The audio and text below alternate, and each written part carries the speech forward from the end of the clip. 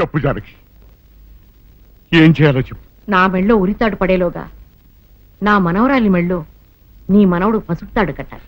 అలాంటి మాట్లాడక జానకి, నేను భరించలేను. నీకేమీ కాదు, పట్నం వెళ్ళి మంచి లాయర్ని మాట్లాడతాను. ఎలాగైనా సరే నిన్ను బయటికి తీసుకొస్తాను. నువ్వు నన్ను కాపాడే ప్రయత్నం చేస్తే నీ మనవడు ఉరికంబం ఎక్కుతాడు. ఏమిటో అనేది? ఈ హత్య నేను చేయలేదు. మరి సౌందర్యని పెళ్లి చేసుకుంటే నిన్ను చంపేస్తానని బుల్లిరాజుని గుళ్ళో బెదిరించాడు కూడా సీను. ఈ పరిస్థితిలో సీనుని అరెస్ట్ చేస్తే సాక్ష్యాలన్నీ అతన్నే హంతకుడిగా నిరూపిస్తాయి. సీనుకి శిక్ష పడితే నా మనవరాలి గుండె పగిలిపోతుంది. అందుకే ఆ జంట దూరం కాకూడదని ఈ హత్య నేనే చేశానని నేరం నా మీద వేసుకున్నాను. జానకి, నా మనమల్ని బతికించడం కోసం నువ్వు ఉరికమ్మ ఎక్కుతావా? లేదు వీరు, నీ మనవని బ్రతికించడం కోసమే కాదు, ప్రేమని బ్రతికించడం కోసం, ప్రేమికుల్ని కలపడం కోసం. జానకి, మనుషులు శాశ్వతం కాదు వీరు, ప్రేమ ఒక్కటే శాశ్వతం. మన ప్రాణాలిచ్చైనా ప్రేమని బ్రతికించాలి, వాడిని దంపతులు చెయ్యాలి. అదే నా కోరిక. చేస్తావు కదూ?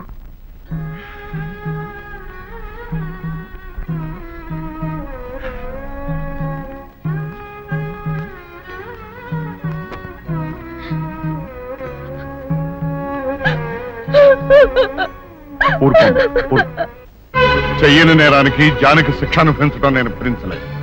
ఆమె చేసిన త్యాగానికి మన కుటుంబం మొత్తం తరతరాలుగా సేవ చేసిన ఆమె రుణం తీరు. మనం వెంటనే పట్టణం వెళ్ళి మంచి లాయర్ని మాట్లాడాలి. నా ఆస్తి మొత్తం పోయినా సరే జానకిని మాత్రం కాపాడాలి. ఏ రైతు పట్టణం వెళ్తానికి లేదు, జానకమ్మని కాపాడడానికి లేదురా. ఏ మనవరాలి కోసమైతే నా ఒక్కగానొక్క కొడుకుని పొట్టలు పెట్టుకుని నా కడుపులో తెచ్చిదేపిందో ఆ మనవరాలి ఇంకా బతకడానికి లేదు. అది ఎక్కడ కనపడితే అక్కడ ముక్కలు ముక్కల కింద నరికేయండి.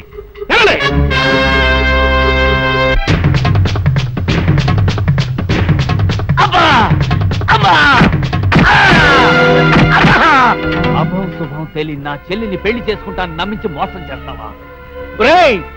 నువ్వు వేరే పెళ్లి చేసుకుంటావు తెలిసి కూడా నీకు ఏ అపకారం తలపెట్టకుండా తను ఆత్మహత్య చేసుకోబోయిందిరా నా చెల్లెలు. అలాంటి మంచి పిల్లకి ద్రోహం చేయడానికి మనసులో వచ్చిందిరా.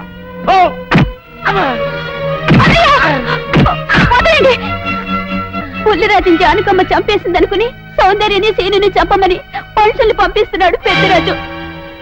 ఇప్పుడు ఈయన బ్రతుకున్న విషయం తెలియకపోతే సౌందర్యని సీనుని వాళ్ళు ఖచ్చితంగా చంపేస్తారు. వాళ్ళు పోతే జానకమ్మ వేరే తర బ్రతకలేరన్నయ్య. పుల్లిరాజు నన్ను పెళ్లి చేసుకోపోయినా పర్వాలేదు, నా జీవితం నాశనం అయిపోయినా పర్వాలేదు, ఇంతమంది చావలి కాడు నేను కాకూడదన్నయ్యా. పుల్లిరాజు బ్రతికే ఉన్నాడన్న విషయం పెద్దరాజుకి చెప్పండి అన్నయ్య, చెప్పండి. వినరా విను, ఇంత జరిగినా అది ఇంకా నీ మంచిగా కోరుకుంటుంది. ఇప్పటికైనా కళ్ళు తెరువు. రేయ్, ఈ నీడ్ బాబు కబ చెప్పండి రా. ప్రెసిడెంట్ గారి మనుషులు సౌందర్యం తీసుకుపోతున్నారు. మన సీని గారి స్నేహితులు వాళ్ళతో కలబడ్డారు. రండి రండి.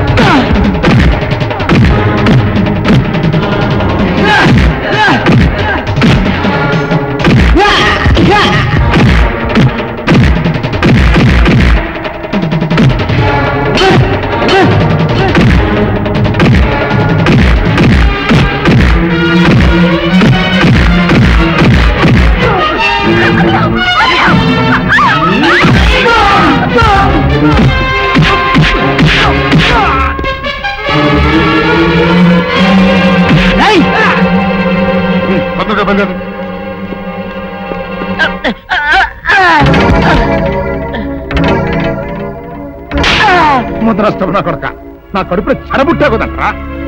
ఇంతకన్నా నువ్వు చచ్చినా బాగుండేది. నువ్వు నిజంగా చచ్చావనుకుని ఆ పిల్లలు కూడా చంపేమని మనుషులు పంపించారు కదంట్రా. అమ్మా గౌరీ, మా ఊరు చేసిన ఏదో పనికి నేను క్షమాపణ కోరుకుంటానమ్మా. పెద్దవారు అంత మాట అనకండి. ఏంట్రా సిగ్గు లేకుండా ఇంకా నిలబడి చూస్తావు? లగెత్తుకుని పోలీస్ స్టేషన్కి వెళ్ళి నేను ఇంకా బతికుండే తెచ్చాను అని చెప్పి జానకమ్మ నిరూపించుకురా. ఆ పిల్లకేం కాకుండా నేను చూసుకుంటా. అతను నిలబడతావురా పో.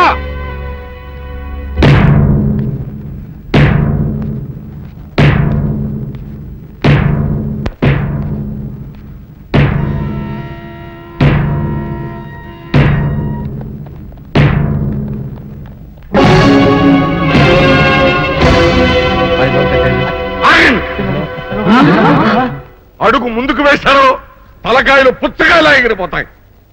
బాబు మీరు ఇక్కడే ఉన్నాడు, వాడు అంతు చూస్తాను. ఒరే పెద్దిరాజు, నీ బలగాన్ని వెంటేసుకొస్తే నేను బెదిరిపోయి నా మనవన్నే మనవరాలు నీకు అప్పగిస్తాననుకున్నావురా? ఎరేగరా ఆవేశం తగ్గించే కాస్త నేను చెప్పేది ఏమయ్యా. దమ్ములుంటే మగాడు అన్నవాడు ముందుకు రండిరా. ఈ వీరగర సత్తాయుడో చూపిస్తాను. వినిపించుకోండి బాబు.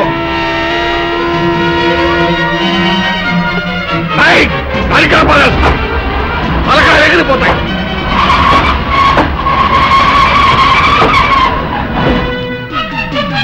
నేను అమ్మాయి మీరు ఎక్కడే ఎక్కడ మీరు వీళ్ళ సంగతి ఏం చూస్తాను.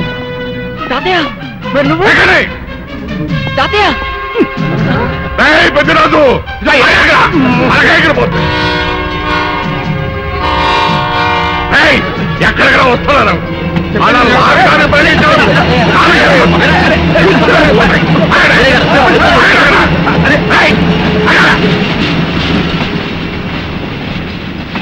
రేయ్, నా మనవడు మనవరాలు ప్రేమ పౌరాలా ఎగిరిపోయారా.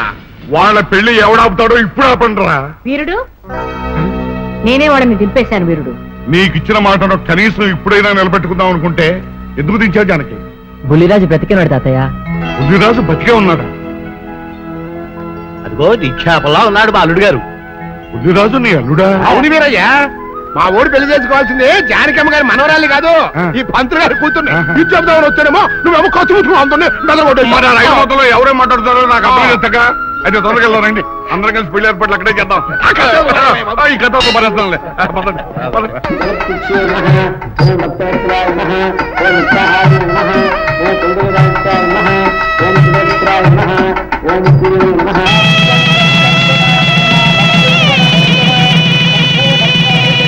అంతా బాగానే ఉంది కానీ అత్తయ్య, నాకు అంతు పట్టని విషయం ఒకటే. ఇంతకీ నువ్వు చంపింది ఎవరిని? మీ అత్తయ్య ఎవరిని చంపలేదు, అంతా ఉత్తుదే. మరి ఆ చెరువులో దొరికిన శవం? నేను చెప్తాను. కొత్తపల్లి నుంచి ఇప్పుడే మాకు రిపోర్ట్ అందింది.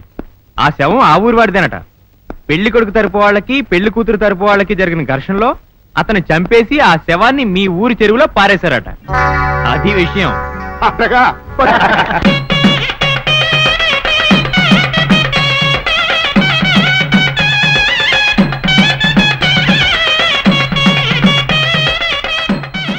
నువ్వు ఈ బండి ఎక్కడానికి వీలేదు.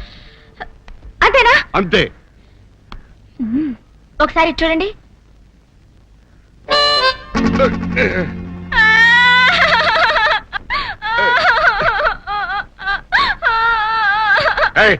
ఏమిటి ఏడుస్తున్నా? మీరు నాకు కన్ను కొట్టారు కదా.